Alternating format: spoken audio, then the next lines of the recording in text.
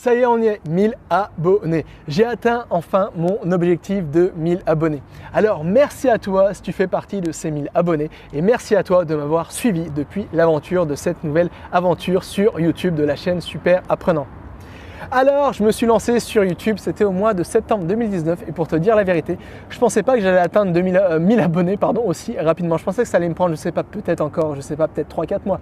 Mais je suis super content, je suis super même surpris parce que finalement j'ai atteint 1000 abonnés super rapidement.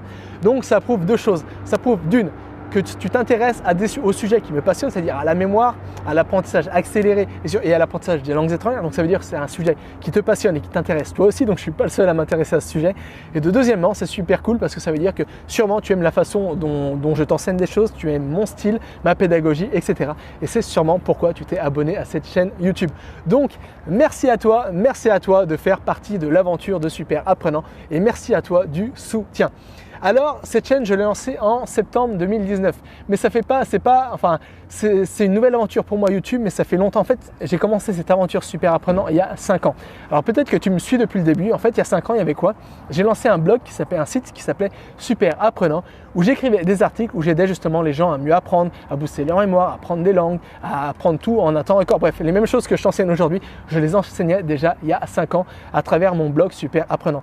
Ensuite, j'ai créé une méga formation où j'ai vraiment aggloméré, réuni toutes mes connaissances autour d'une méga formation qui dure peut-être 5 ou 6 heures, un truc comme ça.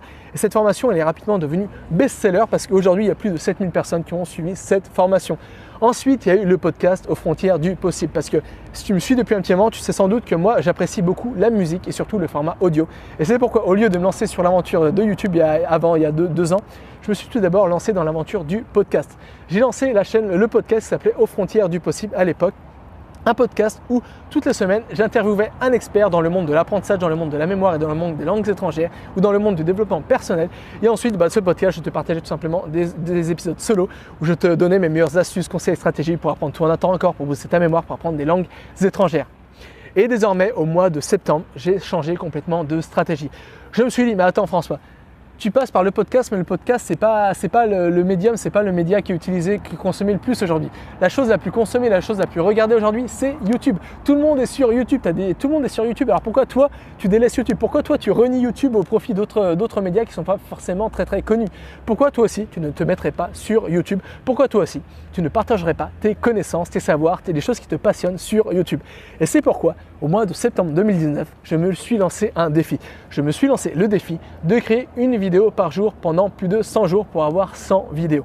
Alors ce défi, je l'ai tenu plus ou moins bien parce qu'il y a eu 2 jours où j'ai pas tourné de vidéo, mais il y a quelques semaines, quelques mois, j'ai plus la date, je suis arrivé à tourner plus de 100 vidéos YouTube et je t'ai partagé justement tout ça dans une vidéo, tu peux la retrouver, qui s'intitule justement 100 vidéos.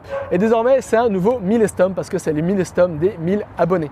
Alors pourquoi? C'est quelque chose de super important parce que quand on démarre un projet, quand on démarre une entreprise, quand on démarre n'importe quoi, la chose la plus difficile, c'est de passer de 0 à 1. Ça vient tout simplement d'un phénomène qui est présent surtout dans le domaine des entreprises, dans le domaine des startups.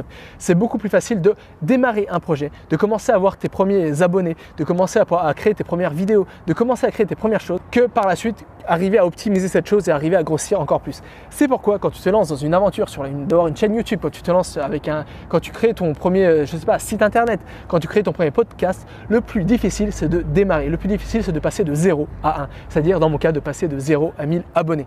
Ensuite, c'est beaucoup plus simple parce qu'ensuite, c'est beaucoup plus simple de grossir. Tu as déjà construit une boule de neige comme ça. Cette boule de neige, elle va commencer à rouler par elle-même. Et en roulant comme ça, elle va agglomérer plein de nouvelles personnes. Et donc, ce sera beaucoup plus facile par la suite. Donc, je suis super content. Hourra! Enfin, j'ai passé le challenge le plus difficile, c'est-à-dire le cap des 1000 abonnés et le cap des 100 vidéos. Donc voilà, merci à toi si tu m'as suivi depuis le début. Merci à toi de faire partie de ces 1000 abonnés YouTube et merci à toi du soutien. Peut-être que toi aussi tu as des projets plein la tête. Peut-être que toi aussi tu veux lancer une chaîne YouTube. Peut-être que toi aussi tu veux lancer un podcast. Peut-être que toi aussi tu veux lancer des formations. Peut-être que toi aussi tu veux te lancer dans un nouveau métier.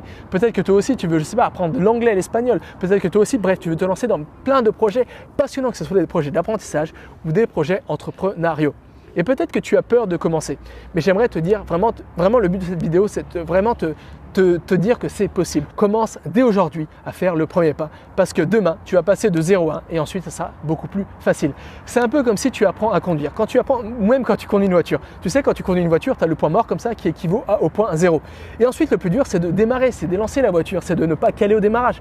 Mais une fois que la voiture est lancée, tu peux passer la première vitesse, la deuxième, la troisième, la quatrième, la cinquième et même la sixième sur certaines voitures. Bref, ensuite, tout s'enclenche, tout est plus rapide, tout est plus facile. Le plus délicat, c'est de passer de 0 à 1, de passer de 0 à 10 km/h, de passer de la vitesse 0 au point mort à la vitesse numéro 1. Et c'est la même chose dans les apprentissages. Donc voilà. N'aie pas peur de passer de 0 à 1 parce que tu verras que par la suite tout va s'enclencher, tout sera beaucoup plus facile. Voilà, c'est vraiment la chose dont je voulais c'est vraiment la chose la plus importante, c'est vraiment une chose qui est très très importante parce que bien souvent on a peur de se lancer dans un nouvel apprentissage, mais bien souvent quand on a commencé à passer le premier cap, on se rend compte que tout est plus facile, que tout s'accélère, que tout va plus vite. Voilà, n'hésite pas à passer le premier pas. Et merci encore à toi et nous on se retrouve dans une nouvelle vidéo. Et jusqu'à là, n'oublie pas, rien n'est impossible à qui sait apprendre. Allez, à plus.